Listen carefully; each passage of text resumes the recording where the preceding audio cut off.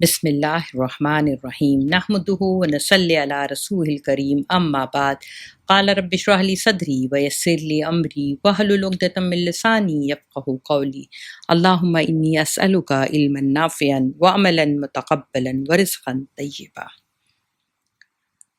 ان فی خلق السماوات والارض واختلاف اللیل والنہار لآیۃ لأولی الالباب الذین یذکرون اللہ قیاما وقعودا وعلی جنوبہم ویتفکرون فی خلق السماوات والارض ربنا ما خلقت ھذا باطلا سبحانک فقنا عذاب النار ربنا انک من تدخل النار فقد اخزیتہ وما للظالمین من انصار ربنا اننا سمعنا منادیا ینادی للایمان ان آمنوا بربکم فآمنا ربنا فاغفر لنا ذنوبنا وکفر عنا سیئاتنا وتوفنا مع الابرار صدق اللہ العظیم۔ یقیناً آسمان اور زمین کی پیدائش میں اور رات اور دن کے بدلنے میں صاحب عقل لوگوں کے لیے نشانیاں ہیں۔ وہ لوگ جو اللہ کو یاد کرتے ہیں کھڑے ہوئے بھی اور بیٹھے ہوئے بھی اور اپنے پہلوؤں کے بل بھی اور آسمانوں اور زمین کی پیدائش میں غور و فکر کرتے رہتے ہیں اور بے ساختہ کہتے ہیں کہ اے ہمارے رب تو نے ہرگز یہ بے مقصد پیدا نہیں کیا، پاک ہے تو، بس ہمیں آگ کے عذاب سے بچا لے۔ اے ہمارے رب جسے تو آگ میں داخل کر دے تو یقیناً اسے تو نے ذلیل کر دیا اور ظالموں کے لیے کوئی مددگار نہیں۔ اے ہمارے رب یقیناً ہم نے ایک منادی پکار کرنے والوں کو سنا، جو منادی یعنی ایمان کی پکار کر رہا تھا اپنے رب پر ایمان لے آؤ، بس ہم ایمان لے آئے۔ اے ہمارے رب ہم بس ہمارے گناہ ہمیں بخش دے اور ہم سے ہماری برائیاں دور کر دے اور ہمیں نیکوکاروں کے ساتھ موت دے، آمین یا رب العالمین۔ ابن حبان حضرت عطا سے روایت، حضرت عائشہ سے روایت کرتے ہیں کہ آپ صلی اللہ علیہ وسلم کی آپ کوئی بات، عجیب بات بتائیے۔ عجیب عربی میں کہتے ہیں خوبصورت، عظیم، حسین ترین کو، ٹھیک ہے؟ تو کہ کوئی عجیب بات بتائیے، کوئی خوبصورت ترین بات بتائیے۔ تو آپ فرماتی ہیں کہ آپ صلی اللہ علیہ وسلم کی یوں تو پوری زندگی ہی بہت ہی خوبصورت، حسین اور عظیم تھی، لیکن آپ چونکہ کہہ رہے ہیں تو یہاں پہ میں آپ کو ایک واقعہ بتاتی ہوں کہ ایک دن آپ صلی اللہ علیہ وسلم میرے حجرے میں آئے شباشی کے لیے، پھر میرے لحاف میں بھی داخل ہو گئے، مگر پھر یعنی بلینکٹ میں بھی داخل ہو گئے، مگر پھر تھوڑی ہی دیر بعد کہا، فرمایا کہ عائشہ تم مجھے اجازت دو کہ میں رب العالمین کی عبادت کروں، اور آپ صلی اللہ علیہ وسلم عبادت کے لیے کھڑے ہو گئے۔ جب عبادت میں کھڑے ہوئے تو قیام میں، رکوع میں، سجدے میں آپ کیا کر رہے تھے؟ بہت ہی آہ و بقا کر رہے تھے، یعنی رو رو کر، گر گڑا کر اللہ کی کبریائی، حمد اور تعریف کر رہے تھے اور خوب ہلکان ہو رہے تھے، یہاں تک کہ صبح ہو گئی۔ اور بلال رضی اللہ تعالیٰ عنہ فجر کی اذان دینے سے قبل آپ کے پاس آئے تو بلال رضی اللہ تعالیٰ عنہ نے فرمایا اللہ نے تو آپ کو معاف فرما دیا، بخش دیا ہے، جنت کی بشارت دی ہے، تو پھر آپ اس قدر کیوں پریشان ہوتے روتے ہیں؟ تو عام دنوں میں اللہ کے رسول کیا فرماتے ہیں کہ میں شکر گزار بندہ نہ بنوں، لیکن اس روز آپ صلی اللہ علیہ وسلم نے ساتھ میں یہ بھی کہا کہ میں کیوں نہ گریا کروں، یہ تشکر کا یعنی شکر کا رونا تھا۔ آپ نے دیکھا ہے کبھی کوئی آپ کی جان بچائے، آپ بہت بڑی مصیبت میں تھے تو آپ شکر میں بھی رو پڑتے ہیں، وہ دیٹ از اصل شکر۔ تو بولتے ہیں میں کیوں نہ شکر، یہ شکر کا رونا ہے۔ آج مجھ پر یہ آیت نازل ہوئی ہے جو میں نے ابھی تلاوت کی، جس کے میں نے آپ کو ترجمہ سنایا، یہ آل عمران کی آیت ورس 190 to 200، یہ 10 آیتیں۔ تباہی اور بربادی ہے ان لوگوں پر جو غور اور فکر نہ کریں۔ آپ صلی اللہ علیہ وسلم نے کیا فرمایا؟ تباہی و بربادی ہے ان لوگوں پر جو غور و فکر نہ کریں، ٹھیک ہے؟ اب آپ دیکھیے ہم لیں گے یہاں پہ ساری بات لیں گے، اولو الالباب کے معنی لیں گے، غور فکر کے بارے میں لیں گے کہ کیوں اللہ کے رسول نے سخت الفاظ بھی کہے ہیں، ٹھیک ہے؟ لیکن یہ جو آیت تھی اس میں کیا، اے ہمارے رب یقیناً ہم نے ایک پکارنے والوں کو سنا جو ایمان کی طرف بلا رہا تھا اور ہم ایمان لے آئے۔ تو پہلی بات ہم یہاں سے غور فکر کرنا شروع کریں، ایمان کیا ہے، اسلام کیا ہے۔ اگر آپ عام آدمی سے پوچھیں، دیکھیے جو آواز آ رہی ہے نا، تو میں آج کل بامبے میں نہیں ہوں، لکھنؤ میں ہوں، یہاں پہ ورک چل رہا ہے میری بلڈنگ میں، تو یہ آواز آئے گی، سوری فار دیٹ ڈسٹربنس، لیکن آپ کوآپریٹ کریں, فوکس کریں انشاءاللہ لیکچر پہ. تو پھر یہاں پہ اسلام جو ہے وہ ہر آدمی اس کی بات کرتا ہے, ایمان کی کوئی بات نہیں کر رہا ہوتا. ایکچولی اسلام کیا ہے, وہ ایک بیوٹیفل بلڈنگ ہے, یا بلڈنگ لے لیں, پیلس لے لیں, مینشن لے لیں, وہ ایک خوبصورت اچھی سی وہ کیا ہے, عمارت ہے, ٹھیک ہے نا. لیکن اس عمارت میں جیسے آپ بول سکتے یہ بیوٹیفل ڈرائنگ روم ہے, یہ اس کا کیا بولتے ہیں نا گیسٹ روم ہے, یہ اس کا یہ ہے وہ ہے, یہ سارا چیز جو اپیرنس دکھ رہا ہے سامنے تو آپ اس کی خوبصورتی کے اوپر تبصرے کرتے ہیں. لیکن اس اسٹرکچر کا جو فاؤنڈیشن ہے وہ کیا ہے, وہ اصل ہے. اگر فاؤنڈیشن ہی کمزور ہوگی, خراب ہوگی, تو وہ بلڈنگ خوبصورت تو بنے گی ہی نہیں, نہ مضبوط ہوگی نہ خوبصورت ہوگی. تو یا ایمان جو کیا ہے اس کے فاؤنڈیشن میں ہے, ٹھیک ہے نا. اب ایمان جو ہے اس کا روٹ ورڈ کیسے, آمن یؤمن, ایمان مومن. آمنہ کا مطلب ہوتا ہے کہ امن میں آ جانا, بے خوف ہو جانا. تو اس لیے اگر آپ کسی سے پوچھیں کہ ایمان میں مسلمان ہونے میں کیا فرق ہے, تو بولے کہ زیادہ کچھ نہیں, بس ایمان اور مسلمان تقریباً سیم ہے. اور یہیں سے مشکل ہو جاتی ہے, یہیں سے ہم ڈائیورٹ ہو جاتے ہیں, بہت فرق ہے, ٹھیک ہے نا. اب ہم اس کو سمجھیں گے کیسے. ایمان کسی کو امن دینا, اسی سے لفظ نکلا ہے مؤمن. اللہ کا نام ہے المؤمن. سورۃ الحشر میں اللہ کیا فرماتا ہے, المؤمن المہیمن العزیز الجبار, نا. تو المؤمن امن دینے والا. اب آپ اس کو کیسے سمجھیں گے, آپ لینگویج میں دیکھیے, انگلش میں ورب کے بعد اگر پریپوزیشن آئے تو معنی بدل جاتے ہیں. ٹو گیو, اس کے معنی کچھ اور ہیں, لیکن ٹو گیو ان یعنی کیا ہو گیا, ہتھیار ڈال دینا. یا کوئی آیا تھا, آپ نے اس کی ماتحتی قبول کر لی, یعنی اب آپ اس کے انڈر, اس نے اس کو باس مان لیا آپ نے, اب آپ اس کے آرڈرز لیں گے. ٹو گیو ان. لیکن ٹو گیو اپ, آپ کوئی کام کر رہے تھے, کوئی پروجیکٹ کر رہے تھے, اور اب آپ مایوس ہو کر چھوڑ دیا, تو آپ کیا ہو گئے, you give up. To give up ہے نا. تو to give in, to give up کچھ اور ہے, رائٹ. تینوں میں بڑا فرق ہے.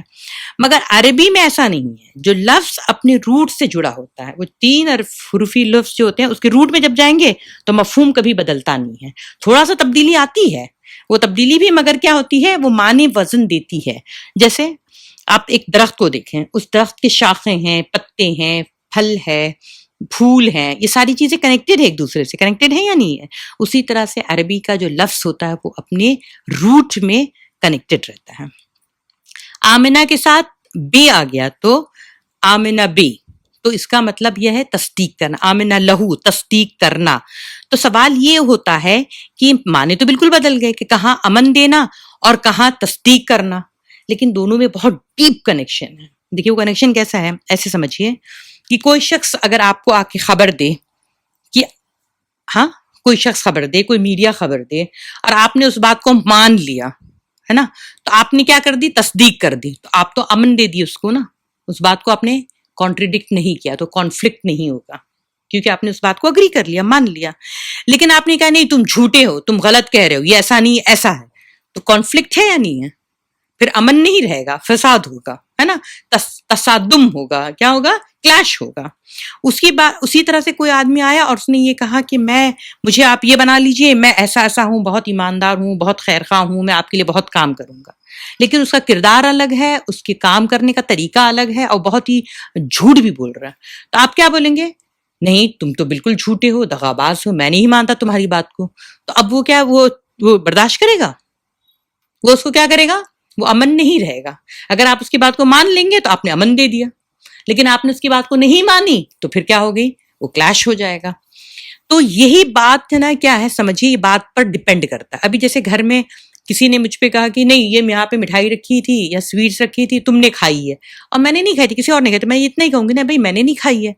تو اس میں کیا ہوگا, وہ پھر کویشچن کرے, تو میں تھوڑا سا اریٹیٹ ہوں گی, لیکن اس سے زیادہ بات نہیں بڑھیں گی. لیکن کسی نے یہ کہا تم نے چوری کی ہے اور میں نے نہیں کی ہے, تو پھر کیا ہوگا, پھر وہ مٹھائی والی بات نہیں رہے گی, پھر کیا بات آ جائے گی, بات آگے بڑھتی ہے. ہاؤ ڈیئر یو, تم نے ایسے کیسے پوچھا, پھر کیا ہے, سمجھ رہے ہیں آپ. اسی طرح سے کوئی آیا اور کسی نے کہا کہ نہیں تم نے قتل کیا ہے, اور میں اس بات کی اگر تصدیق کروں تو میں قاتل ہوں. تو یہ بات پر بھی ڈیپینڈ کرتا ہے نا کہ کون سی بات کو آپ مان رہے ہیں, تصدیق کر رہے ہیں, کون سی بات کو نہیں کر رہے ہیں, کہنے والا کون ہے, بات کیا ہے, یہ اس کی اہمیت ہے. اب آپ دیکھیے, آپ صلی اللہ علیہ وسلم جو بات بھی لائے اس کو تصدیق کرنا, امن دینا, ہے نا. اب دیکھیے تمام انبیاء اور رسول کی جو بھی دعوت تھی اور جو بھی انہوں نے خبر دی, کہ مجھے یہ بات بتائی گئی وحی کے ذریعے، اسی کو تو ہم تصدیق کرتے ہیں یا نہیں کرتے ہیں؟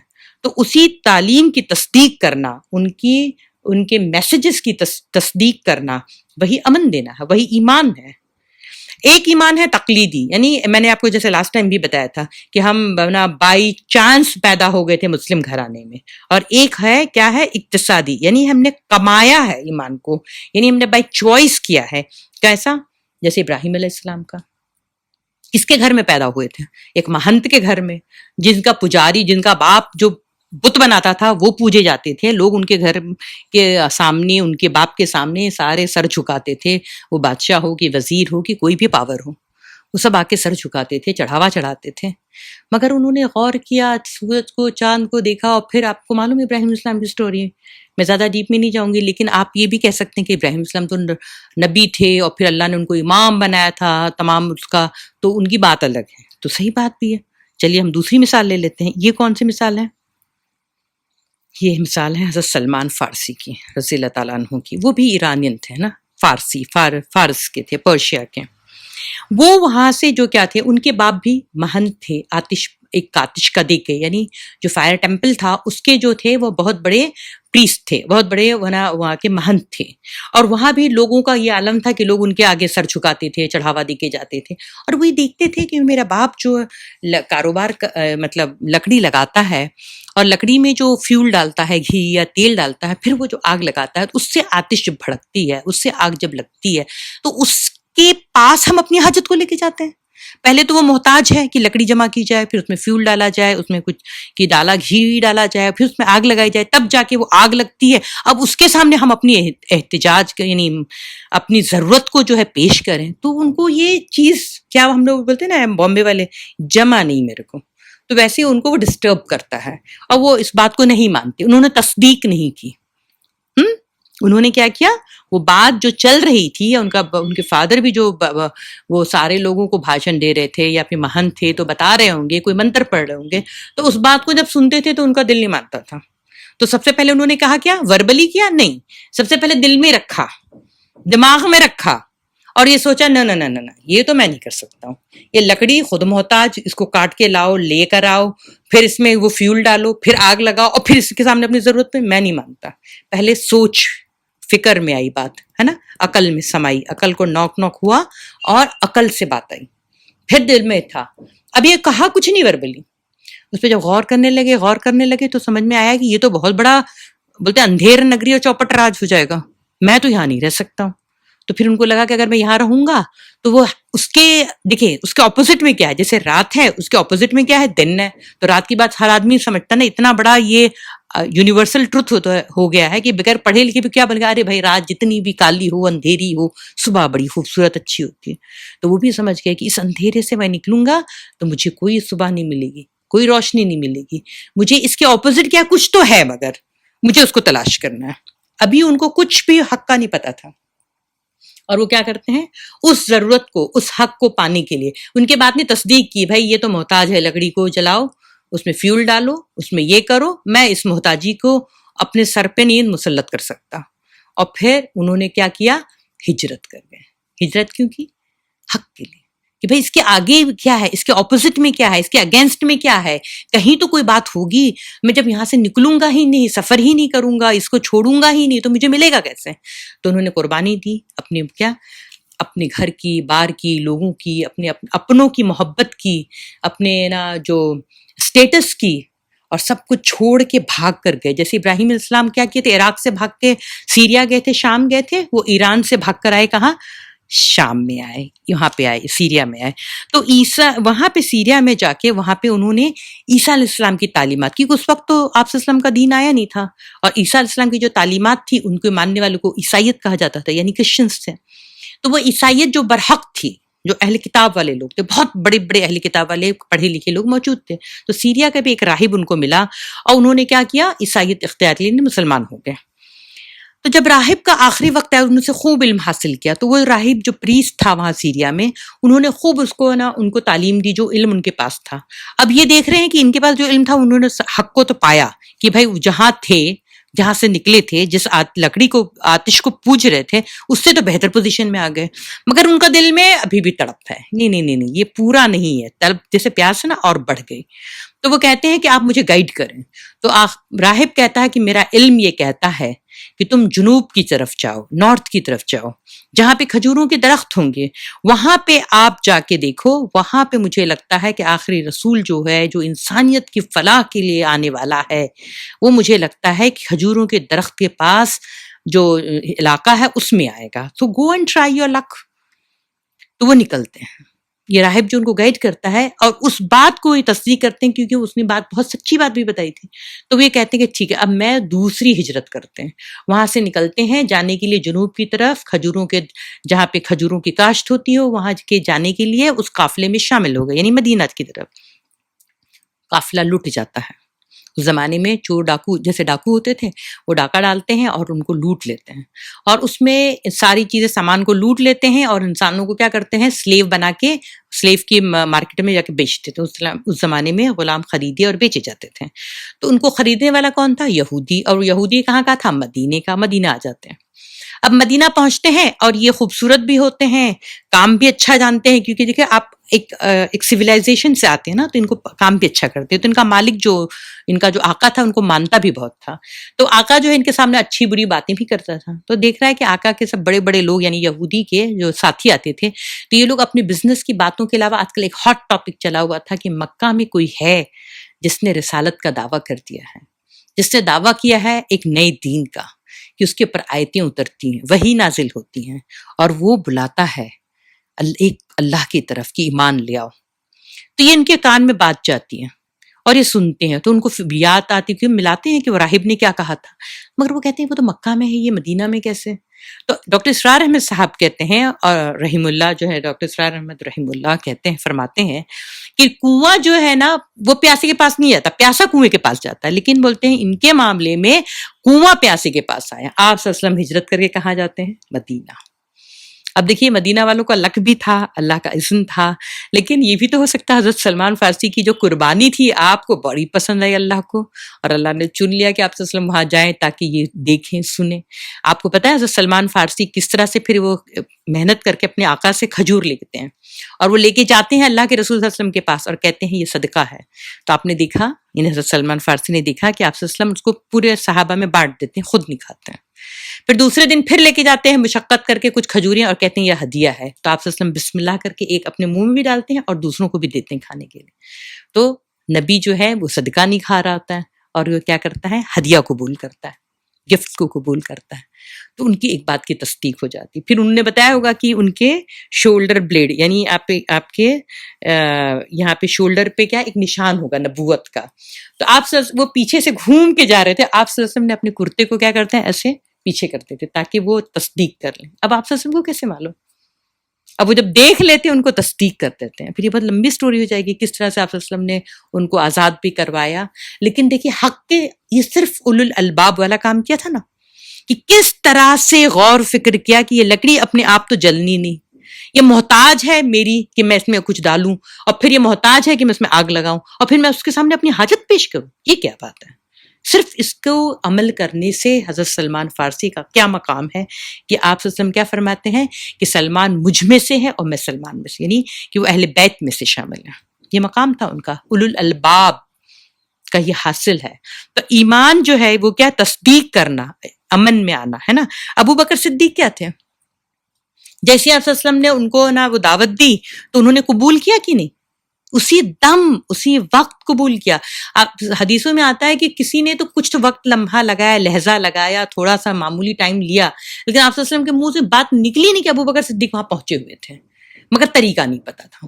اسی طرح سے حضرت عمر فاروق رضی اللہ تعالیٰ عنہ کی جو ہمشیرہ تھیں حضرت فاطمہ، جن کی وجہ سے حضرت عمر ایمان لائے، تو ان کے جو شوہر تھے وہ ان کے والد جو تھے، یعنی آپ کہہ سکتے ہیں حضرت فاطمہ جو تھی ان کی ہمشیرہ حضرت عمر رضی اللہ تعالیٰ عنہ کی، ان کے سسر جو تھے وہ جو تھے وہ بھی بہت بڑے موحد تھے اور بولتے موحد کامل تھے. وہ کعبہ غلاف کو پکڑ کر صرف بہت زیادہ رو کے کہتے اللہ میں صرف تیری عبادت کرنا چاہتا ہے، اے بیت اللہ کے مالک، بولتے نا کہ میں تیری عبادت کرنا چاہتا ہوں مگر کیسے کروں یہ نہیں پتا. تو کیسے کرنا، ہاؤ ٹو ڈو اٹ، یہ کام کون کرتا ہے؟ یہ رسول ہمیں بتاتا ہے، یہ اللہ کا جو رسول ہوتا ہے نا وہ ہمیں طور طریقے بتاتا ہے، تو ان کی باتوں کو تصدیق کرنا ہی کیا ہے؟ ایمان ہے۔ اب میں آئیے دیکھیں، یہ ہو گیا ایمان، ٹھیک ہے؟ تو ایمان ہر صورت میں، ایک ہوتا ہے ایمان باللہ، ہے نا؟ تو اب ایمان جو ہے اس کے 3 پارٹس ہیں، چلیے جلدی جلدی ہم یہ بھی کر لیتے ہیں کہ ایمان باللہ، ایک اللہ، اس کے تمام حقوق، اللہ کی عبادت کرنا، اس سے دعا مانگنا، قربانی اور آپ کی نماز، آپ کے قیام، آپ کے قربانی، آپ کا جینا مرنا صرف اللہ کے لیے۔ پھر ایک ایمان بالرسالت، یعنی تمام رسولوں پر، تمام کتاب پر، فرشتوں پر بھی، یہ سارا کچھ کیا ہے؟ ایمان بالرسالہ۔ پھر ایمان بالآخرہ، قیامت، جزا، سزا، جنت، دوزخ، یہ سب آخرت ہے نا۔ لیکن اس کے کور جو ہے، اس میں ایمان میں بھی سب سے کیا ہے؟ ان تینوں میں جڑ جو ہے اللہ کی ذات، توحید، اس ذات و صفات پر ایمان لانا جو ہے۔ اب دیکھیے سورۃ البقرہ کی بھی جو نا یہ ہے آیت ہے 20 رکوع والی، کہ نا 164 والی، کہ کیا اس کے معلوم ہے کہ کیا تم عقل سے کام نہیں لیتے ہو؟ کس کی ہے؟ سورۃ البقرہ کی 164 والی آیت ہے کہ افلا تعقلون۔ تو یہ افلا تعقلون جو ہے، یہ مطلب اپنی عقل کا تم استعمال نہیں کرتے ہو۔ اس کے اوپر کیا مطلب ہے؟ یہ اولو الالباب کے قریب قریب میننگ ہے۔ اب میں آپ کو یہ اس کو انشاءاللہ پڑھ کے اس میں بہت ڈیٹیل سے ہی ہے، لیکن میں اللہ سبحانہ تعالیٰ نے یہاں پہ بھی نا سارے نا یونیورس میں جو نشانیاں ہیں اس کا ذکر کر کے اللہ کہتا ہے لِآیَةٍ لِقَوْمٍ يَعْقِلُونَ، ہے نا، لِآیَةٍ لِقَوْمٍ يَعْقِلُونَ، یعنی اس کے معنی ہے عقل سے کام کرنے والے لوگ، لِأُولِي الْأَلْبَابِ، یہاں پہ کیا دیا تھا کہ وہ انسان جو غور فکر کرتے ہیں کس بات میں؟ آسمان اور زمین کی پیدائش، رات اور دن کے بدلنے میں۔ تو اسی طرح اس میں اور ڈیٹیل میں سورہ بقرہ میں دیا ہے کہ صاحب عقل رکھنے والے، اولو الالباب والے لوگ کیا کرتے ہیں؟ اس میں غور فکر کرتے ہیں۔ اچھا، اولو الالباب کے معنی کیا پتہ ہے؟ لب لباب، لب کہتے ہیں اردو میں لب۔ اس کا میننگ یہ ہے کہ آج پورے دن کی میٹنگ ہوئی تھی، برین سٹارمنگ سیشن تھا۔ ہاں، اس برین سٹارمنگ سیشن میں جو اس کا ایسنس کیا تھا، آپ اس کا لب لباب کہتے ہیں کہ آج پورے دن کی میٹنگ کا حاصل کیا تھا، اس کا لب لباب یہ ہے کہ آپ نے کیا کیا؟ 2 پیج میں اس کے پوائنٹرز لکھ کے رکھ دیے، تو وہ اس کا ایسنس تھا پورے دن کی میٹنگ کا، ہے نا۔ لب لباب یہ تھا، اس بحث کا لب لباب یہ تھا۔ جس طرح سے آپ نے 5 کلو ہے نا روز پیٹلز لیے اور اس کو کشید کیا، اس کو کیا کیا، اس کے جو ایسنس تھا اس کو نکالا، اس کو جمع کیا، تو جو روز اس سے جو آپ کو پرفیوم بنے گا، تو وہ جو ایک بوٹل میں، چھوٹی سی بوٹل میں آ گیا، تو وہ ایسنس پورا گلاب کا جو روز کا تھا، پیٹلز کا تھا، وہ اس میں آ گیا کہ نہیں آ گیا؟ تو اسی طرح سے ایمان کا لب لباب کیا ہے کہ آپ غور و فکر کریں۔ انسان کیا ہے؟ وہ حیوان عقل ہے۔ انسان کی اصل شے عقل ہے، سوچنے والی۔ جو عقل سے کام لیتے ہیں ان کو صاف نظر آتا ہے کہ اسی دنیا میں ہر ذرہ اللہ کی تصدیق کرتا ہے، اس کی ذات، اور جو بات اس نے رسول کے ذریعے سے کی وہ سب کی سب تصدیق ہو جاتی ہے۔ لیکن اس کی اولین یعنی پہلی کنڈیشن، پہلی شرط یہ ہے کہ آپ عقل، شعور، غور و فکر کرنے والے ہوں، اپنے عقل کا، شعور کا، فہم کا، غور و فکر کرنے کی فیکلٹی کا استعمال کرنے والے ہوں۔ اب انسان دیکھیے نا مرکب ہے، یعنی وہ کمبینیشن آف کیوں ہے، ایک تو وہ کیا ہے؟ حیوان عاقل ہے۔ وہ کیا ہے؟ وہ جو اس کا جسمانی جو جسم ہے وہ بالکل ہے نا اس دنیا سے مٹی سے بنا ہوا ہے اور اس کی ضرورتیں یہاں سے پوری ہوتی ہیں، اور وہ جو حیوان کی طرح اس کو بھی کھانے کو چاہیے، پیٹ کی آگ کو بجھانے کو چاہیے، اس کو بھی درد ہوتا ہے، اس کی بیماریاں ہوتی ہیں، یہ ساری جو ضرورتیں وہ سب چیز ہوتی ہیں۔ اسی طرح سے وہ دیکھتا ہے، سنتا ہے، سمجھتا ہے، اور پھر اس کو کیا کرتا ہے؟ اس اپنی ضرورت کا وہ کرتا ہے۔ جس طرح سے آپ دیکھیں کہ کوئی بلی ہے، کوئی ہے نا جانور ہے، کوئی گائے ہے، کتا ہے، یہ سارے لوگ کیا کرتے ہیں؟ یہ اپنے کھانے کا استعمال کرتے ہیں، ہر چیز تو نہیں کھا لیتے، جو ان کو ضرورت ہوتی ہے وہ لے لیتے ہیں، ہے نا۔ اسی طرح سے جب یہ روڈ کراس کر رہے ہوتے ہیں یا پھر اپنی ان کی جان پر کچھ بن آتی تو یہ بھی اپنی جان بچا لیتے ہیں۔ تو اس کا مطلب ان کا بھی کوئی برین سسٹم ہے، ان کا بھی کوئی نروس سسٹم ہے جو ان کی ساری چیزوں کو کنٹرول کر رہا ہے، ڈائجسٹو سسٹم کو بھی، ان کے پارٹس آف باڈی کو بھی، ان کی عقل کو بھی، دیکھنے کی فیکلٹی کو بھی، سننے کی فیکلٹی کو بھی کوئی کنٹرول کر رہا ہے، دماغ، ہے نا۔ اسی طرح سے انسان بھی ہے، لیکن انسان جو ہے وہ ایک روحانی بھی اندر ہے، اس کے اندر روح ہے، تو وہ روح جو ہے وہ مگر دکھائی نہیں دے رہی ہوتی ہے، وہ روح جو ہے اس کا کنیکشن اس کا دل سے ہوتا ہے، وہ دماغ سے نہیں ہوتا۔ تو آپ کہتے ہیں نا میرے دل کو یہ بات لگ گئی، جو دل میں وہ بات کہاں سے لگتی ہے؟ آپ کو دکھ کچھ رہا تھا لیکن آپ کہتے ہیں میرے دل میں یہ بات آئی، تو دل جو ہے وہ تعلق روح سے ہے، ٹھیک ہے نا. اب اللہ رب العالمین نے اس میں کیا فرمایا ہے سورہ اعراف میں کہ جب میں اس میں روح ہی یعنی میں اپنی روح اس میں جب پھونک دوں تم سجدے میں گر جانا. تو یہ روح جو ہے وہ اللہ کی طرف سے آئی ہے. تو اس کا بھی جو ہے نا اس کا دیکھنے کا انداز الگ ہوتا ہے. یہ غور فکر الگ طریقے سے کرتی ہے. وہ جو حیوانی جسم ہے اس کی طرح سے اس کا دیکھنا نہیں ہوتا, سمجھنا نہیں ہوتا. اب آپ دیکھیں نا اس کی سب سے بڑی مثال آپ دیکھیں کہ ام مکتوم رضی اللہ تعالیٰ عنہ جو ابسا میں آیا ہے ذکر ان کا, حضرت خدیجہ کے پھوپھی زاد بھائی جو تھے وہ نابینا تھے, یعنی پیدائشی اندھے تھے. وہ آپ صلی اللہ علیہ وسلم کو دیکھا نہیں, لیکن کیا وہ صحابی نہیں ہے؟ وہ صحابی ہیں, کیونکہ انہوں نے کیا کیا, آپ صلی اللہ علیہ وسلم کو محسوس کیا, دیکھا, سمجھا, پرکھا اور اس بات کی تصدیق کرتی. مگر وہ آنکھ ہی والی نہیں تھی جو کہ ہماری جو باہر کی دنیا دیکھتی ہے, مگر دل کی آنکھ کیا تھی, پوری روشن تھی. انہوں نے اس بات کو پا لیا, حق کو تصدیق کر دی, اور پھر وہ کیا ہو گئے, صحابی کہلائے, ہے نا. تو اسی طرح سے آپ دیکھیں گے کہ عقل جو ہے وہ پرسیو کرتی ہے اسپرچویلٹی کو, لیکن اس کی ایک لمیٹیشن ہوتی ہے. عقل کیا کرتی, عقل can only make a conclusion based on data and information gathered by senses perception. کیا ہوتا ہے کہ عقل جو ہے, جو ڈیٹا ہماری سینس دیتی ہے نا, سینس یعنی ہمیں حساس, یعنی ہماری آنکھ, کان, چکھنا, سونگنا, محسوس کرنا, اس سے جو ہم ڈیٹا کلیکٹ کرتے ہیں اس کے تھرو میں پروسیس ہو کے جب عقل میں جاتا ہے تو وہ کیا کرتی ہے, اس کو اسپرچویلٹی کو بھی تھوڑا سا سمجھتی ہے, مگر اس کی لمیٹیشن ہوتی ہے. ٹھیک ہے. مگر وہ عقل جو ہے وہ ایسنس آف گاڈ کو, یعنی وہ جو لب لباب ہے اللہ کے وجود کا, عقل نہیں سمجھ سکتی. لیکن اس کو اللہ کی ذات کو ایٹریبیوٹ کے تھرو, جو اللہ کے اسماء ہے نا, جیسے میں نے بتایا المؤمن, المہیمن, العزیز, الجبار, الرحمن, الرحیم, ایٹریبیوٹ کے تھرو وہ اللہ کو طرف پہنچتی ہے. لیکن جو دل جو ہوتا ہے وہ کیا کرتا ہے, اس کو تصدیق کرتا ہے, وہ اس کو بولتے ہیں نا بلائنڈ فیٹ. اسی لیے اچھا, آبجیکٹ آف تھنکنگ جو ہمیں قرآن سجیسٹ کرتا ہے کہ آپ کس پہلو پہ غور کریں, تو وہ چیز دیکھیں یہ ہے.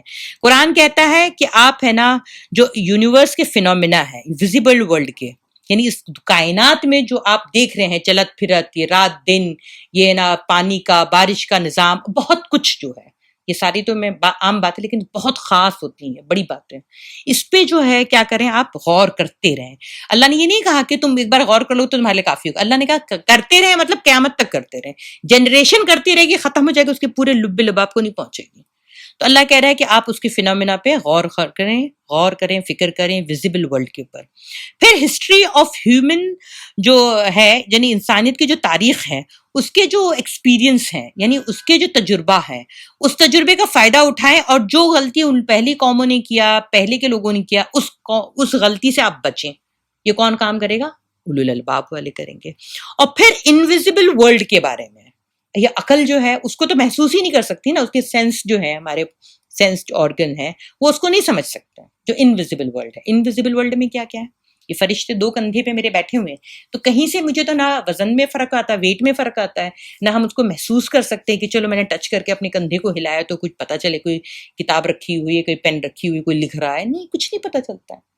تو وہ انویزیبل ورلڈ کے بارے میں بھی وہ کہتا ہے کہ قرآن کیا کہتا ہے, وہ ارج کرتا ہے اپنے ریڈر کو کہ تھنک کرو, غور کرو, فکر کرو. انویزیبل ورلڈ میں جنت, جہنم, آخرت, قیامت, یہ سب بھی آ جاتا ہے. ٹھیک ہے نا. اسی طرح سے جو ہے نا ان آیات کے اللہ سبحانہ تعالیٰ نے قرآن میں ڈائریکٹلی یوز آف انٹلیکٹ کی بات کرنے کے علاوہ کئی سینکڑوں ورسز ہیں, 100 ورسز ہے قرآن میں, جو آپ کو کیا کہتی ہے کہ نا فنکشن آف انٹلیکٹ جو ہوتی ہے, یعنی دیٹ از تھنکنگ, تو وہ کس طرح سے کرنا ہے, یعنی آپ کس طرح سے انٹلیکچوئل تھنکنگ کریں. تو وہ ایکٹیویٹیز کو اس کے اندر الگ الگ نام دیے ہیں. ایک جیسے ہے تفکر, ڈیپ تھنکنگ اور کانٹمپلیشن. ڈیپ تھنکنگ اور کانٹمپلیشن کو اردو میں کہیں گے گہرائی سے غور کرنا, گہرائی سے سوچنا. ٹھیک ہے. پھر ایک ہے تدبر. تدبر یعنی کیا ہے, پونڈرنگ, کیئرفل ایگزامینیشن, یعنی بہت ہی غور خوض کرنا اور محتاط, یعنی ایک دم احتیاط کے ساتھ آپ امتحان دے رہے ہو یا امتحان لے رہے ہو. ٹھیک ہے, ممتحن, ایگزامن کرنا. پھر ہے نظر, یعنی تھیوریٹیکل اور ایبسٹریکٹ تھنکنگ, دیٹ از نظریاتی خلاصہ آپ کا. پھر آگے ہے تباصر, دیٹ از کمپریہنسو انڈرسٹینڈنگ.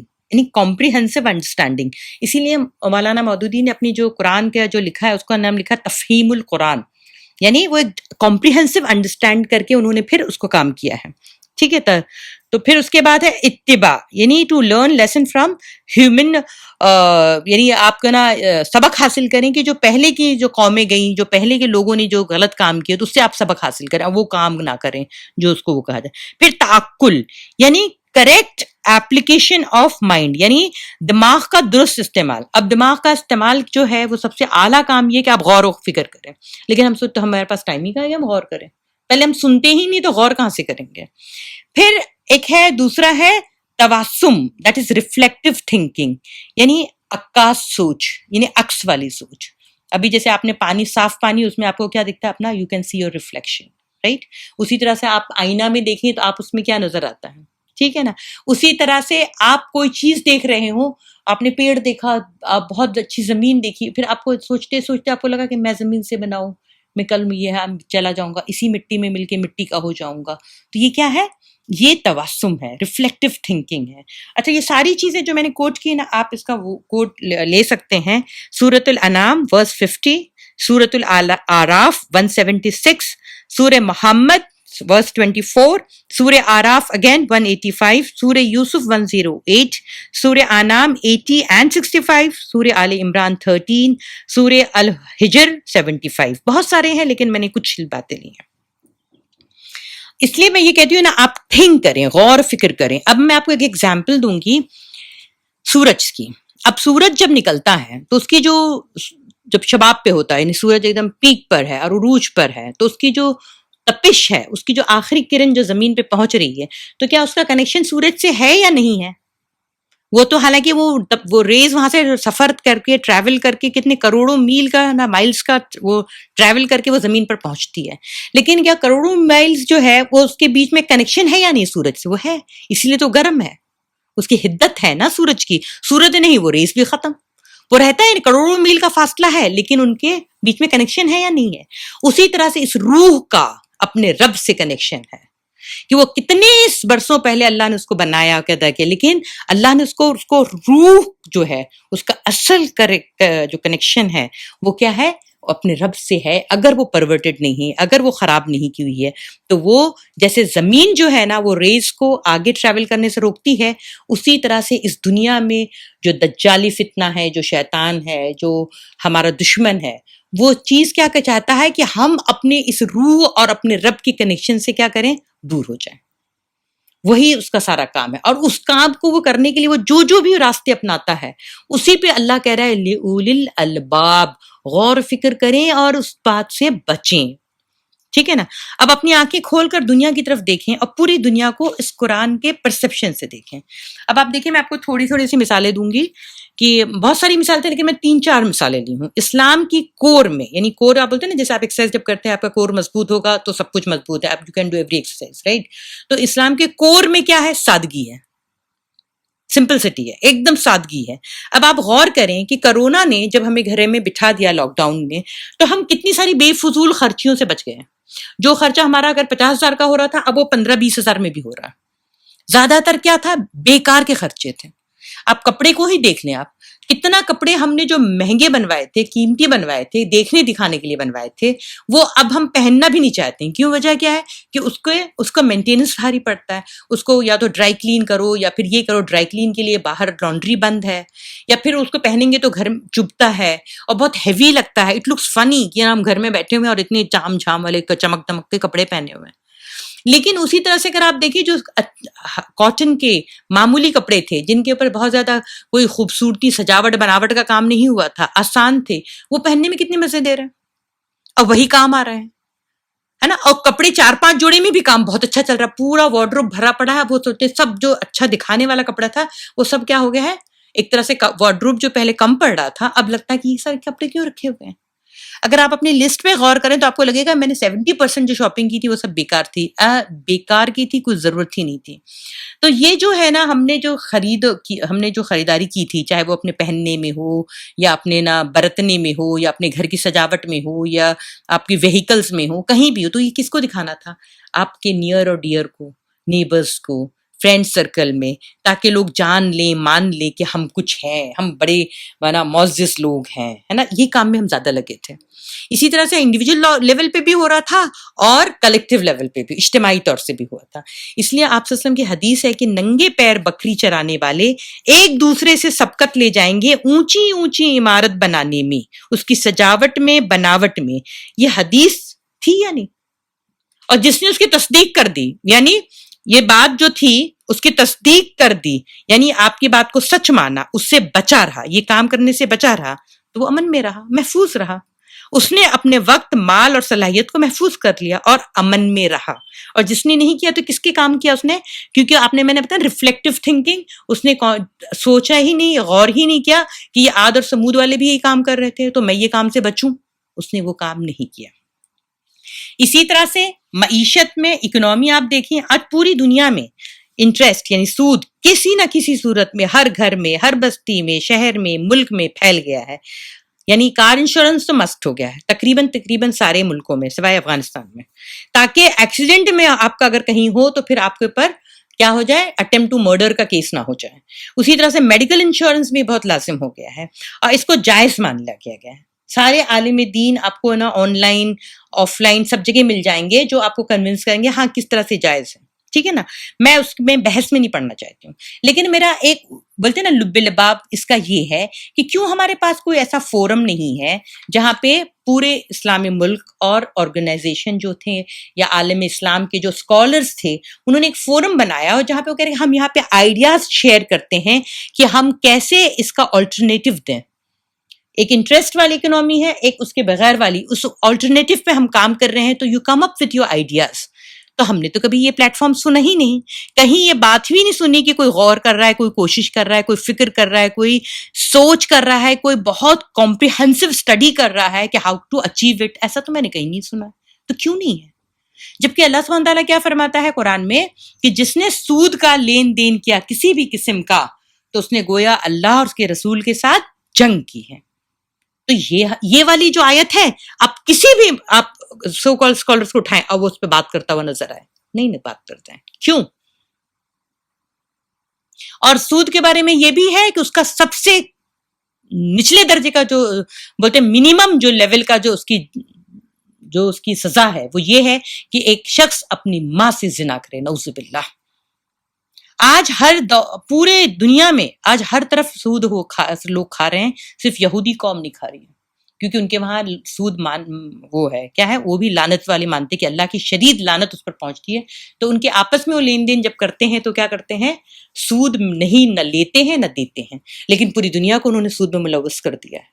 تو آپ نے اپنی عقل، اولو الالباب جو آپ کو غور و فکر کرنے کا کام تھا، آپ نے اس پہ عقل پہ تالا مارا تو پھر وہ اس نے جو آئیڈیا پیش کیا تو آپ نے لے لیا ہے نا. ان کو بلیم مت کریے، وہ تو بھائی پریکٹیکل اپنے آپ میں وہ کھاتے نہیں ہیں، نہ وہ کھاتے ہیں نہ ان کے وہاں ان کے آپس میں اس کا لین دین ہے.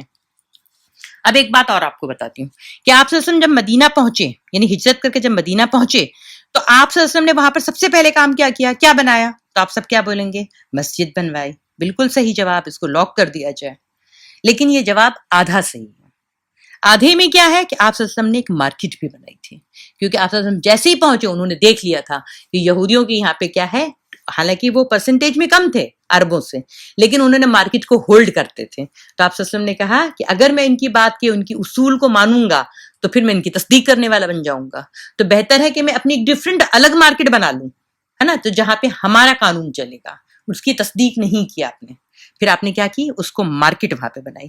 اس مارکیٹ کے نگرانی کے لیے، اس کے انتظام کے لیے، انصرام کے لیے محتسب کہتے ہیں حساب کرنے والا، اکاؤنٹنٹ بنایا. ٹھیک ہے نا.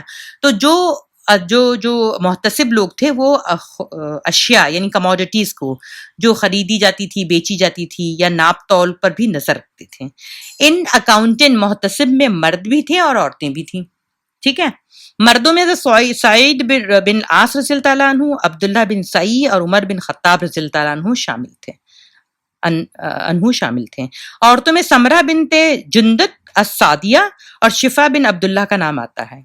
اسی طرح سے خواتین تاجروں میں یعنی جو تجار تھیں خواتین، اس میں اسماء بنت محربہ، خولہ بنت سویب، سعودہ رضی اللہ تعالیٰ عنہ جو ام المومنین تھیں، ملکیہ ام صائب اور بہت سی اور خواتین اور تھیں، لیکن سب سے بلندی پر مکہ میں تو مردوں سے بھی آگے کون تھی؟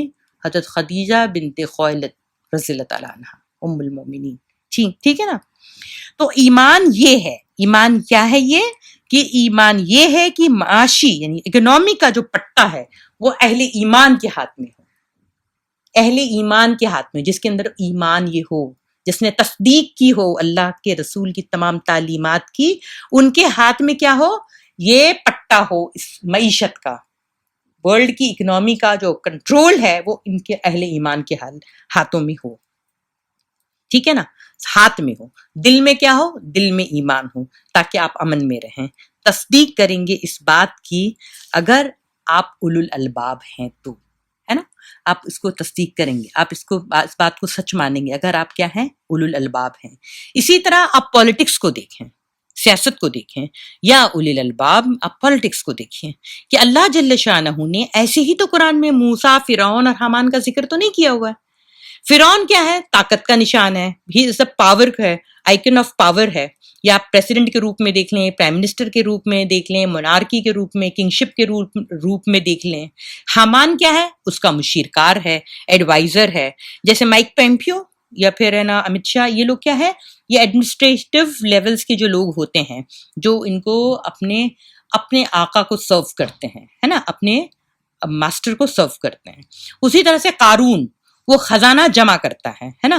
تو جو اس کو خزانہ جب جمع کرنے کا شوق، اپنی قوم کے مفاد کو بھی بیچ کے، کیونکہ حامان جو تھا وہ کیا تھا؟ وہ بنی اسرائیل میں سے تھا. تو آج تمام عرب ملک جو ہے اپنی قوم کے ملی اور قوم کا جو سودا کرتے ہیں ثمناً قلیلا، اور اپنی کرسی بچانے کے لیے، اپنی کرسی بچانے کے لیے. میں نے آپ کو لاسٹ ایپیسوڈ میں بھی لیا تھا کہ کس طرح سے فلسطین میں ظلم ہو رہا ہے، لیکن یہ سب اس کی طرف سے غافل ہیں، بلکہ ان کے ساتھ ملے ہوئے ہیں جو ان کی کرسی بچانے کے لیے مشقت ان کے ساتھ دے رہے ہیں. تو اس کی یہ بہت بڑی بدنما تصویر ہیں یہ لوگ، لیکن ہم نہیں دیکھتے ہیں. تو یہ آج کل کیا ہے؟ یہ 3 کمبینیشن آف 3 کا، یہ پاور کا، جو فرعون ہے، جو حامان ہے، جو قارون ہے، اس نے کیا ظلم پوری دنیا میں اس نے برپا کیا ہے. اسی کو علامہ اقبال نے کہا ہے کہ جلال بادشاہی ہو کہ جمہوری تماشا ہو، جلال بادشاہی ہو کہ جمہوری تماشا ہو، جدا ہو دین سے سیاست تو رہ جاتی ہے چنگیزی. جلال بادشاہی یعنی مونارکی سسٹم ہو یا پھر ڈیموکریسی سسٹم ہو، جس کو جمہوری تماشا یعنی ڈیموکریسی سسٹم ہو. تو جلال بادشاہی ہو کہ جمہوری تماشا ہو، جدا ہو دین سے سیاست یعنی سیاست سے اگر دین نکل گیا ہو، جدا ہو جائے تو رہ جاتی ہے چنگیزی.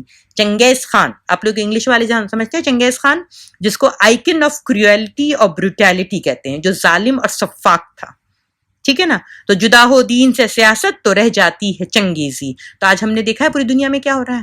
ہماری ڈیموکریسی کنٹری میں بھی آپ دیکھیں CANRC جو آیا ہے وہ کیا ہے؟ وہ کتنا لیتھل ہے، کتنا نا بروٹل ہے، کتنا کروئل قانون ہے وہ. اسی طرح سے آپ کھانے پینے کو دیکھ لیں. سب سے پہلے آپ حرام اور حلال کی لسٹ لیں، اس کے بعد آپ کتنی ڈیٹیلز قرآن میں ایک لمبی لسٹ آتی ہے کہ جنت میں کیا آپ کو کھانے ملے گا، اچھے کھانے کی لسٹ آتی ہے. اس کو جمع کریں. آپ کو بتایا جاتا ہے کہ گوشت ہے، مچھلی ہے، فروٹس کا کتنا ذکر ہے. پھر آپ حدیث کی طرف آئیں تو حدیث میں آپ کو بتایا جاتا ہے کس طرح سے سادہ غذا کی تعریف ہے. آپ صلی اللہ علیہ وسلم کس قسم کا کھانا کھاتے تھے، آپ صلی اللہ علیہ وسلم کو جو بہت محبوب تھا اس کی لسٹ نکالیے. کب کھاتے تھے، کتنا کھاتے تھے، کیسے کھاتے تھے، اس کو نکالیے. پھر منڈے اور تھرسڈے کو یعنی پیر کو اور جمعرات کو جو روزہ رکھتے تھے، ایام 20 کے روزہ رکھتے تھے، ایوری منتھ کے 13 14 15 کو روزہ رکھتے تھے، اس کے کیا فائدے تھے. پھر یہ کہ جسم کو اس کو ماننا، اس کے جسم کا رائٹ کیا ہے، اس کے حق کیا ہے. تو آپ کے باڈی کا آپ پہ کیا رائٹس ہیں. پھر اس جسم کو اللہ کی امانت سمجھنا کہ اللہ نے مجھے ٹرسٹ دیا ہے کہ نا he has given me some thing, اتنی خوبصورت، اتنی بڑی، اتنی قابل مشین دی ہے مجھے، تو میں اس کو رسٹ ہونے نہ دوں، ہے نا. تو اس کو امانت سمجھ کر اس میں وہ خوراک لینا، یعنی ہم اس میں وہ فیول ڈالیں جو اس کو ریکوائرڈ ہے، اننیسیسری والا نہ ڈالیں. تو کیا ہم ایسا کرتے ہیں؟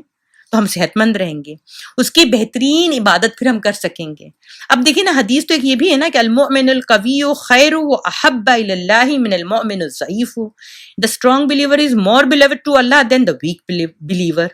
قوی مومن اللہ کو زیادہ محبوب ہے بنسبت ضعیف مومن کے. تو یہ فزیکلی اور اسپرچولی دونوں صورتوں میں ہے. اگر آپ کا امیون سسٹم صحیح ہے تو آپ ہر قسم کے وائرس سے محفوظ ہیں. یہی قرآن اور حدیث اور اللہ کے رسول کی سنت کا، دعوت کا لب لباب ہے. کیا ہے کہ آپ ہر قسم کے وائرس سے فزیکلی اور اسپرچولی محفوظ رہیں، کہ انسان کی سوچ، اس کی عقل، اس کا امیون سسٹم پر کوئی حملہ نہ ہو، تو وہ محفوظ رہے ہر قسم کے وائرس سے، چاہے وہ فزیکلی ہو چاہے وہ اسپرچولی ہو. لیکن ہم کیا کرتے ہیں اس کے بدلے؟ جو ہم کو اچھا لگتا ہے وہ ہم کرتے ہیں. جو مجھے پسند ہے وہ ڈرنک میں وہ لیتی ہوں. وہ ڈرنک کیا ہیوک کریٹ کر رہا ہے وہ اس سے میرے سے مطلب نہیں ہے. کسی فرصت کی غور کرے، سوچے، ہے نا. تو اگر ہم یہ نہیں کریں گے، کبھی غور ہی نہیں کرتے یہ جی ایم او فوڈ کیا ہے، یہ چکن کیسے بن رہا ہے، جو آرٹیفیشل وے میں جو ہم کو مل رہا ہے چکن بوائلر، اس کی کیا ہے، یہ کس طرح سے آ رہا ہے، کس طرح سے پیک ہو رہا ہے، کون کرے گا غور، کون سوچے گا، اس سے کیا فائدہ ہو رہا ہے، کس کو فائدہ ہو رہا ہے، کبھی غور کیا ہے؟ اور معاشی اور صحت کا نقصان کس کا ہو رہا ہے؟ ہماری معیشت بھی چوپٹ ہو رہی ہے، یعنی ہماری اکنامی بھی اس سے چوپٹ ہو رہی ہے، صحت بھی چوپٹ ہو رہی ہے، لیکن ہمیں پتہ ہی نہیں. ہم تو صرف کنزیوم کرتے چلے جا رہے ہیں. وی آر جسٹ خالی کنزیومر بن گئے ہیں. اسی طرح ہر قسم کے جو آئیڈیا مارکیٹ میں ہیں، تھرو سوشل میڈیا جہاں سے بھی آتا ہے، آپ کو کبھی چین سے نہیں بیٹھنے دیتا ہے. تو آپ ہے نا اس کو کنزیومر نہ بن جائیں، اس آئیڈیا کو بائر مت بن جائیے. کیوں؟ کیونکہ دماغ کا کام ہی کیا ہے کہ وہ لے گا، یا تو یہ آئیڈیا لے گا یا تو وہ آئیڈیا لے گا. تو آپ کو جو میں آئیڈیا دے رہی ہوں وہ کیا ہے؟ آپ کو میں دعوت دے رہی ہوں کس کا؟ اولو الالباب کی طرح غور کرنا، محتاط ہو کے رہنا، خلاصے کے ساتھ جامع اور فہم کا جامع یعنی انہیں کمپریہنسو انڈرسٹینڈنگ کے ساتھ دماغ کا درست استعمال کرنا سیکھیں، جو اصل دماغ اور دل کے کرنے کا کام ہے. میں اس دعا کے ساتھ اپنی بات کو ختم کر رہی ہوں کہ ربنا فاغفر لنا ذنوبنا وکفر عنا سیئاتنا وتوفنا مع الابرار ربنا وآتنا ما وعدتنا على رسولک ولا تخزنا یوم القیامہ انک لا تخلف المیعاد. اے ہمارے رب، ہمارے گناہ معاف فرما دے اور ہم سے ہماری برائیاں دور فرما دے. ہمیں نیکوکاروں کے ساتھ فوت کرنا. اے ہمارے رب، ہمیں وہ عطا کر جس کا تو نے ہم سے اپنے رسولوں کے ذریعے سے وعدہ کیا ہے، اور ہمیں قیامت کے دن رسوا نہ کرنا. بے شک تو اپنے وعدے کی مخالفت نہیں کرتا. جزاک اللہ خیر. شکراً.